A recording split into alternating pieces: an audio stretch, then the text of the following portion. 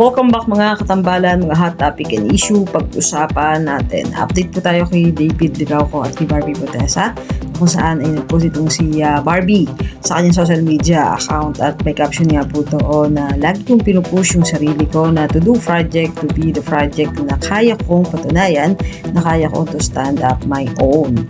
Makikita naman po doon sa social media nitong si Barbie yung kanyang pinost kasama po ang Jimmy. Samantalang isa pa nga po sa post naman nitong si Barbie ay ang Silka Papaya na kung saan ay makikita na hawakan to si Barbie yung Silka Papaya lotion at talagang napakakinis, napakaganda ng kutis ng isang Barbie Botesa. Kasama po niya ang Silka Papaya Whitening Lotion. Samantalang si David Licauco naman po ay nag-post naman ng photo na kasama niya dito si Gerald Anderson at nagkakaroon nga po ng hamunan at bibida nga po sila sa arena at magkakaroon nga po ng league itong sina Gerald at David na maglalaban sa MOA Arena Mall of Asia at makikita naman doon sa reveal nitong si David na si Gerald Anderson pala yung makakalaban nila sa basketball. Samantalang